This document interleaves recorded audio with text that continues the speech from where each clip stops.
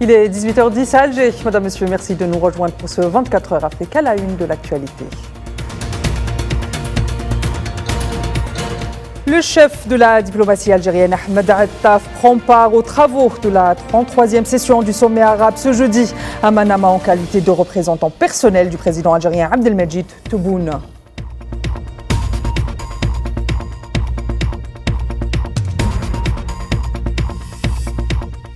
Pretoria dénonce ce jeudi à la CIJ les crimes de l'entité sioniste contre le peuple palestinien dans la bande de Gaza et dénonce des atrocités.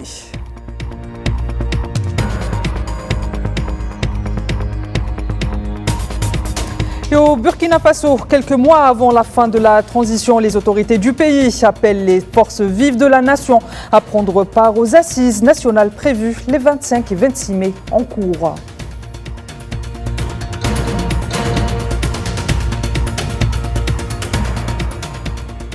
Je vous le disais à l'instant, le chef de la diplomatie algérienne, Ahmed Attaf, prend part ce jeudi à Manama, capitale du Bahreïn, aux travaux du 33e sommet arabe en qualité de représentant personnel du président de la République, Abdelmejid Tebboune, a indiqué hier mercredi à un communiqué des services du ministère des Affaires étrangères. Les travaux du sommet arabe de Manama porteront sur les questions les plus importantes liées à la sécurité de la nation arabe, en tête desquelles la question palestinienne, ainsi que les efforts visant à renforcer et à développer l'action arabe commune dans ses différentes dimensions politiques, économiques, sociales et culturelles. Et à cette occasion, Ahmed Attaf a prononcé une allocution au nom du président de la République, s'exprimant sur plusieurs dossiers d'actualité, notamment la situation en Palestine occupée ou encore le dossier libyen ou la situation dans le Soudan. Je vous propose de l'écouter.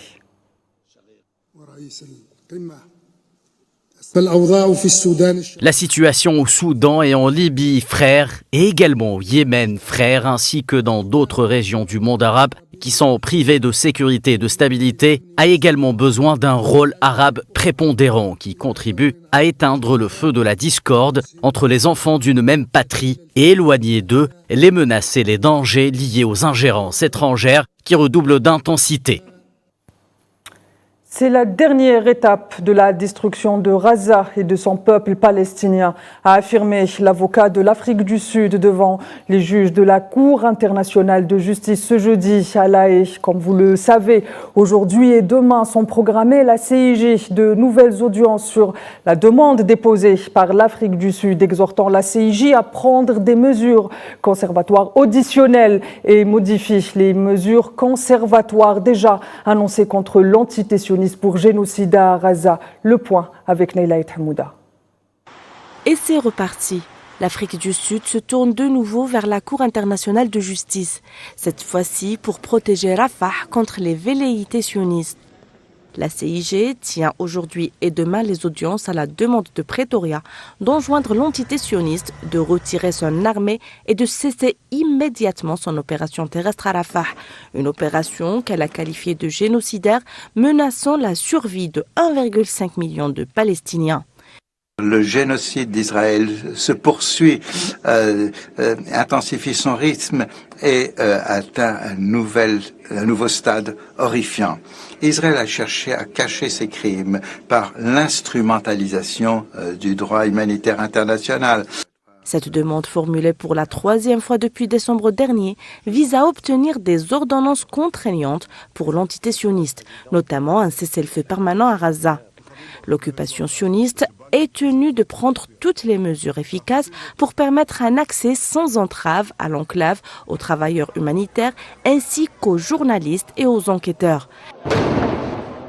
D'adopter toutes les mesures effectives afin d'assurer et de faciliter l'accès sans entrave de Gaza aux Nations Unies et autres agents engagés en la fourniture d'aide humanitaire et d'assistance envers les populations de Gaza, ainsi qu'à des commissions d'enquête, des organes internationalement mandatés et ou à des agents enquêteurs et journalistes afin de pouvoir évaluer, enregistrer les conditions sur le terrain à Gaza. Pretoria demande également à la CIJ de veiller à ce que l'entité sioniste fasse un rapport sur les mesures mesures prises pour respecter les ordonnances. Pour rappel, l'Afrique du Sud a déjà accablé l'entité sioniste d'un chapelet d'accusations. En janvier dernier, la Cour a appelé l'entité sioniste à éviter tout acte susceptible de conduire à un génocide et à faciliter l'accès humanitaire à Gaza. Quelques semaines plus tard, l'Afrique du Sud a demandé de nouvelles mesures, soulignant l'annonce par l'entité sioniste de son intention de lancer une attaque contre Rafah, mais le tribunal a noté que Rafah fait partie de l'enclave de Gaza. Une requête déjà prise en charge dans le cadre de la première plainte déposée par Pretoria. Les arrêts et les ordonnances de la Cour internationale de justice sont des mesures contraignantes, du moins en théorie, et sans appel pour l'entité sioniste. Une entité qui balaie d'un revers les décisions de toutes les instances internationales, aussi importantes soient-elles. Je vous en parlais hier, souvenez-vous, l'Afrique du Sud fait un pas de plus dans l'amélioration de la prise en charge des soins publics. Le secteur de la santé se dote d'une loi instaurant une couverture de santé universelle, un texte qui est resté en suspens pendant 12 ans. Et à cette occasion, le président sud-africain Cyril Ramaphosa s'est exprimé. Je vous propose de l'écouter.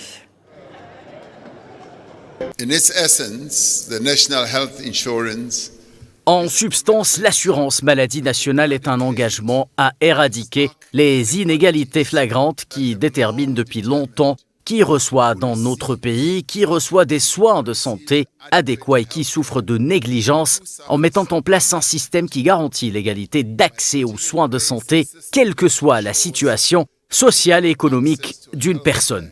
L'accès à des soins de qualité sera déterminé par le besoin et non par la capacité de payer. Cela produira de meilleurs résultats en matière de santé et évitera des décès évitables. and prevent avoidable deaths.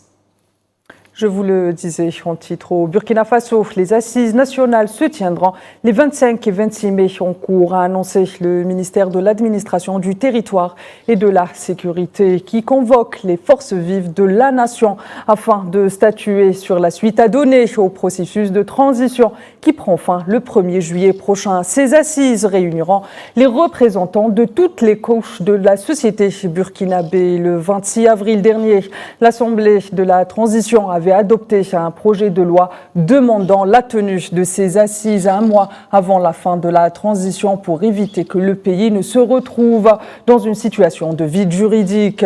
Par ailleurs, ces assises devront également faire le bilan de ces 2 ans de transition sous la présidence de Brahim Traoré.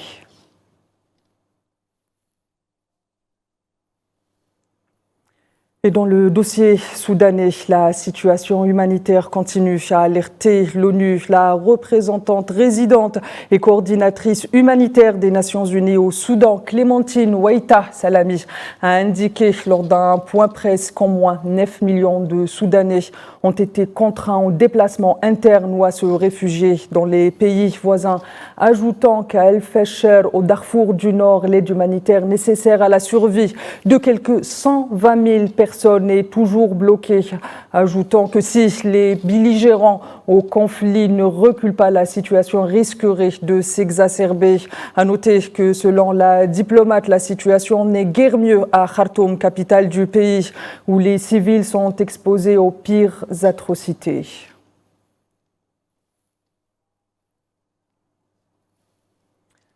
Le président tunisien fustige toute forme d'ingérence étrangère dans les affaires étrangères du pays. Il appelle notamment les ambassadeurs accrédités en Tunisie à exhorter leurs pays respectifs à s'abstenir de s'immiscer dans les affaires internes de la Tunisie, affirmant par ailleurs que la Tunisie entretient des relations bilatérales amicales dans le cadre de respect mutuel et dans ce sillage toute forme ou moyen de déstabilisation est fortement condamné par la Tunisie. On l'écoute.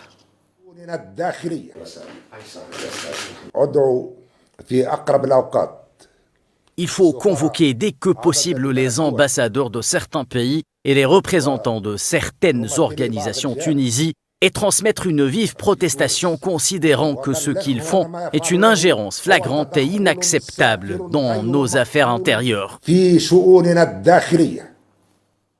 Coopération algéro-européenne, à présent la délégation de l'Union européenne en Algérie, en partenariat avec l'Agence algérienne pour la promotion de l'investissement, organisée jeudi une conférence intitulée « Explorer les nouvelles opportunités d'investissement et le nearshoring en Algérie ». Ce forum s'inscrit dans le cadre du projet de l'Union européenne de coopération économique sous le thème « L'Algérie, diplomatie économique et énergétique pour une relance verte ». Est financée par l'Union européenne, une activité à laquelle a pris part le ministre de l'Industrie et de l'Industrie pharmaceutique Ali Oun, dont on écoute un extrait tout de suite.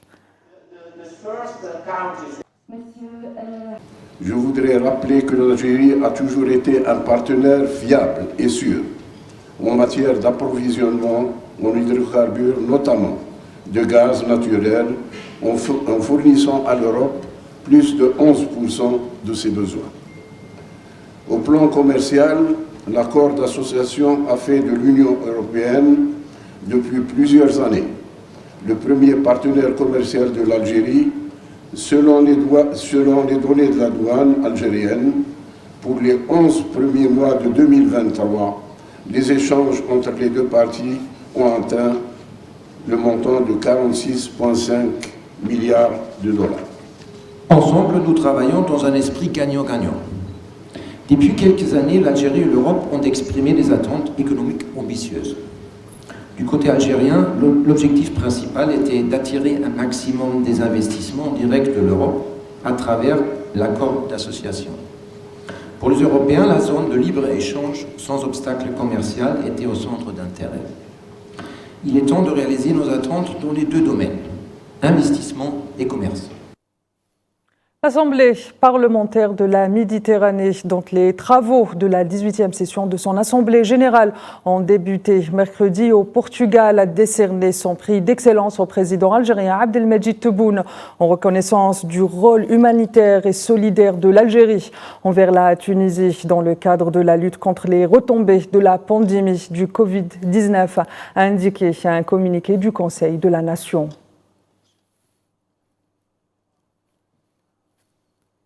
Le patron de la formation politique La France Insoumise, Jean-Luc Mélenchon, a entamé hier une visite de 4 jours au Sénégal à l'invitation des autorités sénégalaises. Cette visite a pour objectif de consolider les visions et points de vue des relations internationales entre les deux parties.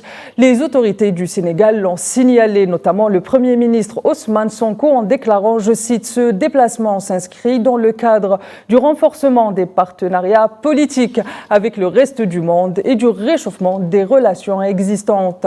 De son côté, Mélenchon a multiplié les messages de soutien au gouvernement du Sénégal, tout en pointant du doigt les néocolonialismes sous toutes leurs formes. Si j'évoque à cet instant cet épisode du néocolonialisme, c'est que la France, qui pensait s'en être d'abord tirée, y retourne à cet instant, et à l'heure à laquelle je vous parle, nous avons à souffrir de 3 morts parmi les jeunes Kanaks et d'un gendarme français tué à Nouméa dans les événements qui s'y déroulent et qui doivent tout à l'absence de réflexion politique sur le bilan de notre histoire. Il n'existe pas de solution violente à la colonisation. Et où peut-on le dire mieux qu'au Sénégal, puisque le président Senghor fut tout de même le premier qui donna un passeport diplomatique à Yasser Arafat. Et la leçon me semble d'actualité.